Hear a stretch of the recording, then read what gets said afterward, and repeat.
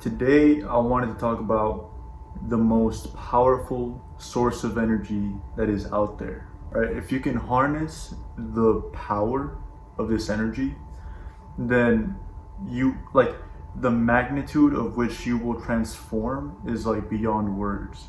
Like your life would literally be like bound to change like forever, you know, because this energy is extremely powerful. And basically, this is the substance of life, the substance of the universe, which is to say that sexual energy, you know, sexual energy is the most powerful energy in the world. And it's something that's like primordial almost. Like it starts at puberty, like the subconscious processes of that sexual energy take place like when you're like a newborn, before puberty, you know. But once you hit puberty is when you really start to feel the sheer power of this energy, you know, because this energy is literally what has like led the human race to this point. Like that goes without saying that we wouldn't be here without this sort of energy. That is what made you, that is what made me, that is what's going to make the next generation. That is what's keeping humanity alive, which is why it's an energy that is so powerful, because literally the human race needs it, not just like you need it, not just like your bloodline needs it, like the human race as a whole needs it to stay alive, which is why it's like nature's gift. Like the act of sex feels pleasurable because that is what nature needs of you.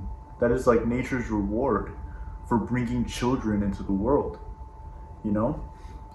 So this energy is immensely powerful because of just that. It brings children into the world,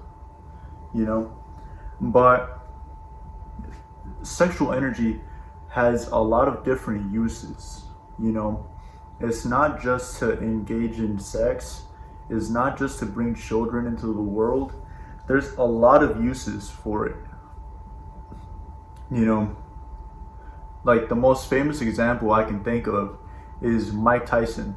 Mike Tyson, at the height of his boxing career, from before he was heavyweight champ to the next 4 years after that, for the peak 4 years of his career, he was completely celibate. His trainer Cus D'Amato told him to not be with women because that would make his legs weak. As far as like whether they took that literally or metaphorically, I don't know. They probably took it literally, but the metaphorical aspect of that is like, hey, like use your energy in the ring, And when you saw Mike Tyson, you could see that. You could see like that aura. He had like such a powerful aura emanating off of him. Like he not only intimidated his opponent, he intimidated like the whole country. He intimidated everybody. And it makes sense to know that like he was celibate for that time because you could see it. You could literally physically see it in his face,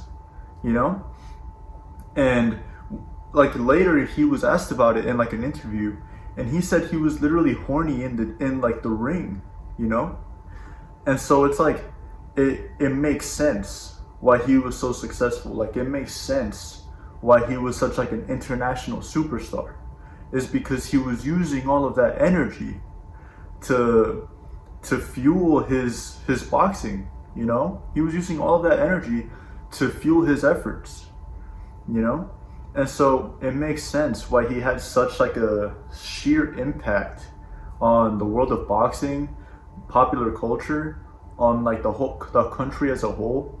It makes sense. And he's still to this day like a famous figure, And so that goes to show you the sheer power of this sexual energy. And now there's a lot of ways to use it, A lot of people on YouTube especially will preach to you to just practice retention, meaning to just be completely celibate like Mike Tyson.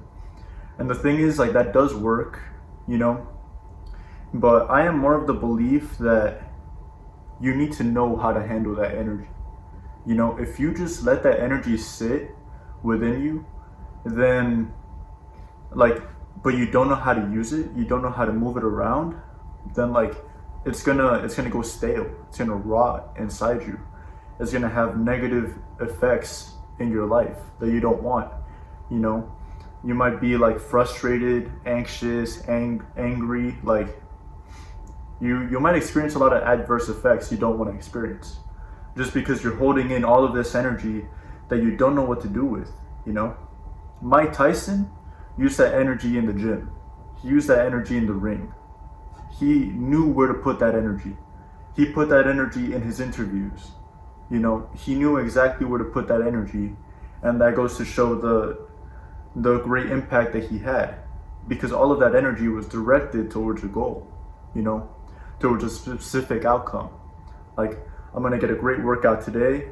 I'm gonna win this fight. I'm gonna have this great interview, you know, stuff like that. So in much the same way, if you don't have a clear vision of where to put your energy, then it doesn't make sense to retain it, because then it's just going to go nowhere. It's going to grow stale inside you, and then you're just going to be frustrated and angry, and like it's not going to have the effects that you want it to have, you know. So before you retain, know what you're retaining for. That's the basic level of this. But once you know what you're retaining for, then you're cooking, you know. So now that you have a goal in mind, that's where you put this energy towards, right? Now, you don't have to be like a spiritual person to believe this, but in the Bible, Jesus, there's another example, you know, but basically what set Jesus apart from like people like King Solomon and people like Moses is that people like Moses and King Solomon, although they were very holy, they still had flaws about them. Like maybe some of them engaged like in sex too much, maybe they were adulterers, maybe they had something else going on, but Jesus never gave in to temptation.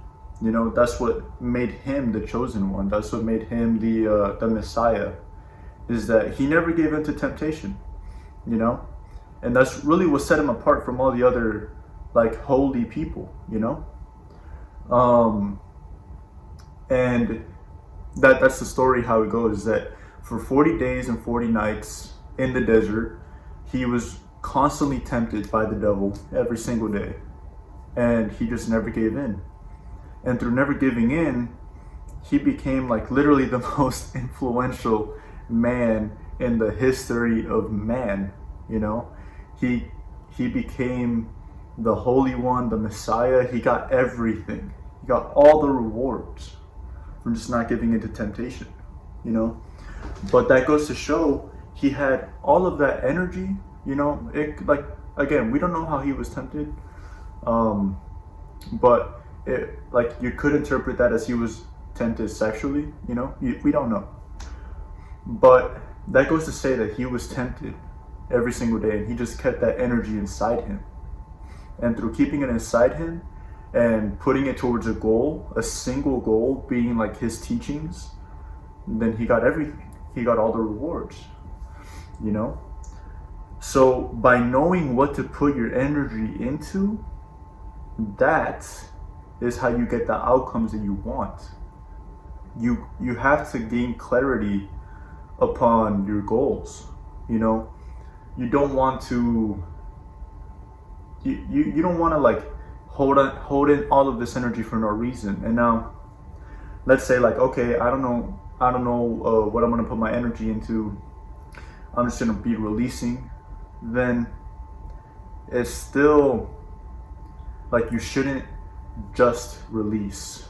There's a certain way to go about it, because the thing is, let's say you're looking at adult content, right? Then you're still giving your energy away to something else, you know? Like, you're basically giving your energy away to like another person, or maybe even like a film company, an adult film company, you know, you're giving your energy away to other sources where it shouldn't be going, you know, to like, you're giving your energy away to like demonic sources almost, you know, because that's what they prey on. That's how they get their power, is through seeking out the energy of others, you know. So you're like, okay, well, I'm not going to watch that to release. How am I going to release? Just use your imagination. Don't look at Instagram. Don't look at pictures of anybody else. So in India, there's this tradition called tantric sex, tantric, etc. You know, you get the idea. But basically, if you were to release with either another person or by yourself, you would do it in a tantric way, which is to be aware of the energy and to be full of love while you do it, you know? To feel the love within you, as well as feel the love for yourself. If you were to release, you do it as an offering for either your partner or for yourself. You know, that's the only way that it makes sense to do it. Because otherwise you're just giving your energy away to people who you don't even want to go into. You know what I mean? You want your energy to either go to yourself or to stay within yourself. Does that make sense? So yeah, you wanna almost have it like as an offering for yourself.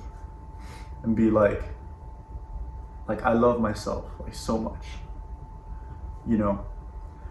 Because if you do it that way, that's what's gonna give